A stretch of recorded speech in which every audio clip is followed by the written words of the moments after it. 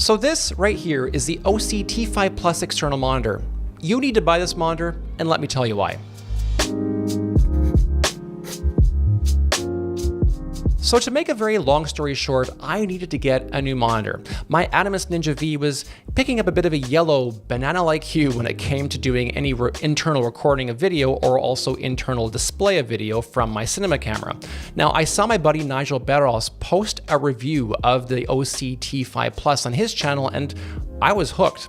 Now, this monitor was not sent to me for review, as you can tell. I bought this monitor with my own money, and I'm very glad I did because there is so much value in this little OSee external monitor. So let's talk about the specifics of the monitor, the build quality, and ultimately why it represents such great value for any sort of mirrorless camera shooting. So number one, the screen. This is a 5.5-inch 3D LUT monitor with 1000 nits of brightness.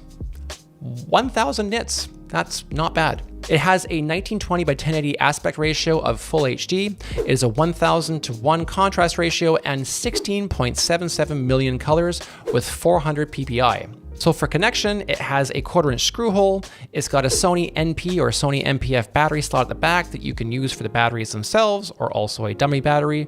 It has a battery out port. It has a Type-C DC in port, so if you're looking to do any sort of V-mount battery connection through a USB port or USB-C, you got that covered. It has a 4K HDMI in for HDMI connection, has an earphone jack, and it even has an SD card slot. Now, the SD card slot in this case is huge because you can input LUTs directly into this monitor to be able to monitor the style of shooting and the style of coloring you might be doing in post. Now, many monitors in the higher end series in Atomos as well as in small HD offer that feature, but you don't usually find it in budget solutions. So to have that 3D option of being able to pop in a SD card slot for your LUT monitoring, that's huge. And it really does change the game when it comes to value with this little monitor. So let's take a look under the hood of the operating system as well as the menu formats. Now we have an aspect ratio adjustment. We have a safe zone for being able to ensure that your subject is safely centered and framing. You have a center option to adjust and to also assist with said framing. You have a cross hatch adjustment too, which is huge. You have an anamorphic support to this monitor. Anamorphic support on a monitor less than $200. That's pretty impressive.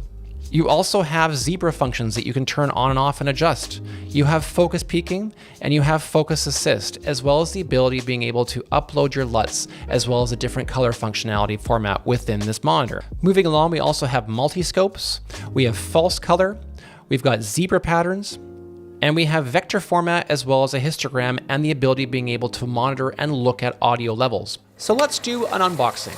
Now, I'm not going to do a top-down boxing in this case. I'm just going to get right to the point. We have the monitor, which right now is plugged into my battery, but you get the monitor. Number two, you get your quick service guide as well as the quick start guide that you have the manual. So next up, you actually get HDMI cables, and in this case, you get yourself a micro HDMI cable. Now, if you're a Lumix S5 user, that saves you about $40 from buying yourself a mini HDMI cable. That's just added value that you get with the monitor when you open the box. So next up is that you get yourself a sun hood, and it has elastic bands that you can wrap around the monitor for outdoor shooting.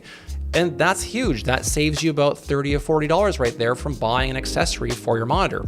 And last but not least, you have yourself a support arm, which is well made. It's made of metal and it has a cold shoe mount as well as an adjustable option screw that you can screw in the monitor to be able to adjust the monitor for tilt functions when using your mirrorless camera. Now, if you are building a rig, I would recommend picking up a small rig, little, cold shoe mount adapter for your monitor. It just gives you more peace of mind, a bit more durability, but that little adapter is not a bad option and it comes right out of the box. So I always laugh with YouTube reviews when they show the little kind of in-video option of a screen record or the additional exported video on this monitor. There's no point in showcasing the monitors directly onto this camera right now because it's just gonna blur it out or give strange color readings. But suffice it to say that the image quality is beautiful and it's also incredibly bright, and it will get the job done both indoors as well as outdoors. So on the topic of build quality, this little monitor is a fully plastic monitor, and that's possibly one drawback because it's not aluminum, it's not metal. If you drop this, I wouldn't want to see the result of what would happen to it, but it does make this monitor extremely light. So there are pros and cons to that light, plasticky chassis or housing the monitors in. It also has a bit of a flimsy button here for menu selection. So, use your products with soft hands whenever you're doing any kind of work with them. I think it goes for every product. Always use kit gloves when shooting with video gear. But the monitor selection tool here, this little red button / joystick, is a little sensitive, so be careful with it if you're using it outdoors. If it's cold, make sure you go quietly and carefully when you're making your selections so you don't break that. It does have a metal 1/4-inch thread hole, which is great. So one amazing part of this little monitor is the recessed HDMI port area. Now this is huge because the HDMI area can live essentially inside the monitor to about roughly, I'd say, 2 inches.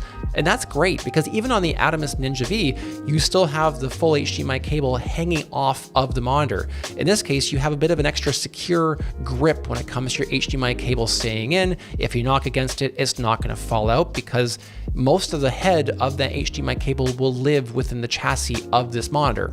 So the benefit to having mostly a plastic chassis is that it makes the monitor very lightweight.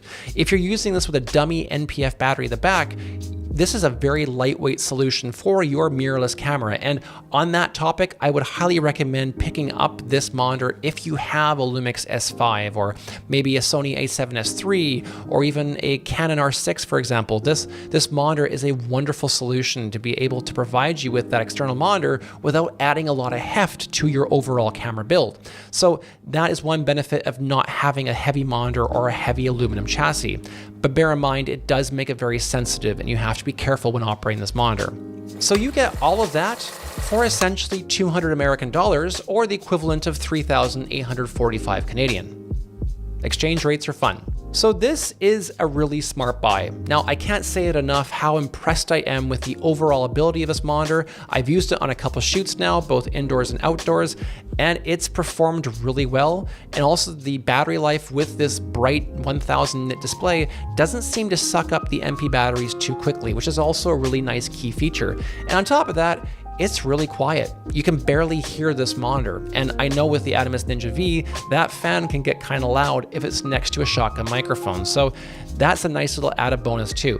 If you found this video helpful, please hit that like and subscribe button below and check out my description below for links on how you can purchase this OSee T5 Plus. And to the good folks at OSee, if you want me to review a product of your monitors or whatever else, I will be happy to review in the future because I'm super impressed with the quality you're giving as well as value to the consumer. And until next time, if you have any questions, hit me up below and stay tuned for all things video, tech, gear, and budget solutions on how you can maximize your film and videography game. Peace.